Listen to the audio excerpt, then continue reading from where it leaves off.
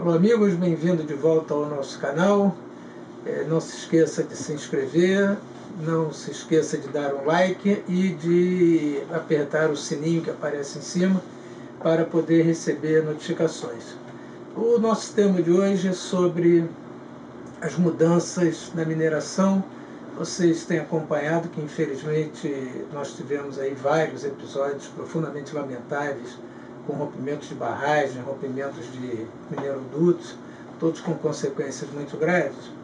E eu não pretendo aqui fazer uma análise sobre os fatos que ocorreram, mas tentar pensar um pouco mais para o futuro e, obviamente, que todas as responsabilidades em relação a esses fatos que são de conhecimento de todos devem ser apuradas e que se chegue a punir quem tiver que ser punido, indenizar quem tiver que ser indenizado, mas nós tentarmos ir adiante e examinar algumas outras questões. O primeiro ponto que a gente observa é que os relatórios da Agência Nacional de Águas sobre barragens mostram que a maioria das barragens, há uma grande eficiência no controle de todos os tipos de barragem no Brasil, sejam barragens de rejeito de mineração, sejam barragens de hidrelétricas, de agricultura, etc. Esse controle é deficiente.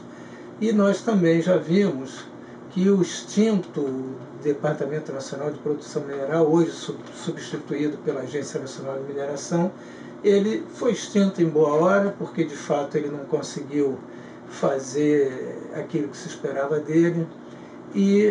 Mas a ANM, a Agência Nacional de Mineração, ela corre o risco de ser um novo DNPM se algumas questões não foram solucionadas. A primeira delas é que, de fato, ela é uma agência subfinanciada, porque no projeto de lei que deu origem à agência foi vetada uma taxa de fiscalização à semelhança do que existe com outras agências, como a ANP, a Anatel, a ANEEL, etc. Então, ela é subfinanciada. Uma outra questão também que se colocou foi um veto à possibilidade de que empresas ou consultorias certificadas pudessem participar também do sistema de controle através de convênios ou contratos que permitissem que outros indivíduos, outras empresas que não apenas a administração pública pudessem fazer esse controle. Então isso também não foi feito. Então hoje a ANM ela vive um dilema. Ela não tem financiamento para fazer o controle e ela não pode terceirizar. Então, portanto, a ANM precisa ser, vamos dizer, vitaminada, precisa ser fortalecida. E um outro ponto importante, nós também não podemos nos iludir achando que a agência terá condições de fiscalizar todas as barragens de mineração. É importante que haja essa delegação para terceiros. O que me parece que não pode acontecer é que empresas que façam certificação de qualidade das barragens, de segurança, essas empresas, no meu modo de ver, não poderiam prestar outro tipo de consultoria para agentes econômicos do setor. É importante que haja uma separação entre a função certificadora e a função de assessoria, de acompanhamento, de planejamento de barragens, etc. Eu também chamo a atenção para um fato muito importante, que se nós olharmos a indústria do petróleo, grandes acidentes que aconteceram na área de transporte de petróleo marítimo, como o Torrey Canyon, o Moco Cadiz, isso na década de 60, eles deram origens a fundos de indenização, a uma convenção, a Marpol, depois a Convenção do Fundo, que o Brasil tem uma certa relutância de participar, mas esses fundos de indenização, eles permitem que, em casos de acidente, as vítimas e o próprio meio ambiente sejam indenizados com mais velocidade do que seria usual se nós tivéssemos o mecanismo de responsabilidade civil.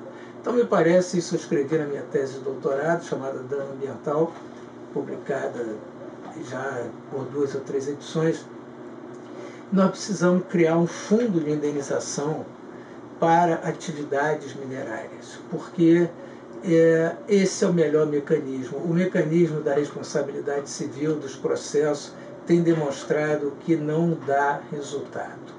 não é? A própria CEFEM, ela é mal utilizada porque os fatos têm demonstrado que ela virou praticamente a receita dos municípios e ela não tem nenhum valor, nenhuma parcela da sua arrecadação destinada à indenização de prováveis, futuros, possíveis danos causados pela atividade. Então isso me parece ser muito importante e não podemos perder essa oportunidade.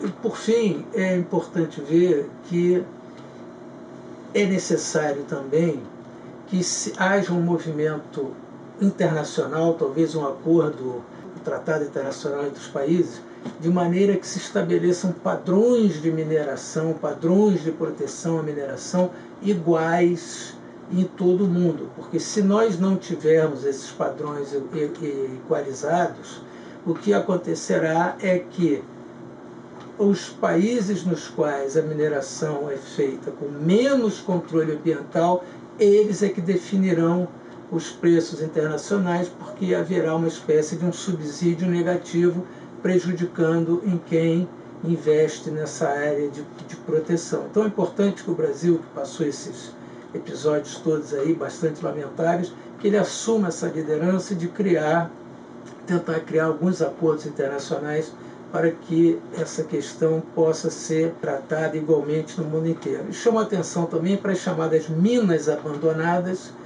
que é um número muito grande, isso não tem vindo a preocupação de todos, mas me parece que é um tema importante. E quem se interessar por esse problema de barragens de mineração e rejeitos, eu recomendo aqui o livro da Leila Cristina de Nascimento Silva, esse aqui, que vocês poderão comprar aí nas boas casas do ramo ou nos sites da internet, e vale a pena para quem se interessa sobre a matéria, porque ela analisa isso dentro do ponto de vista do Estado de Minas Gerais, como é que isso tem feito lá.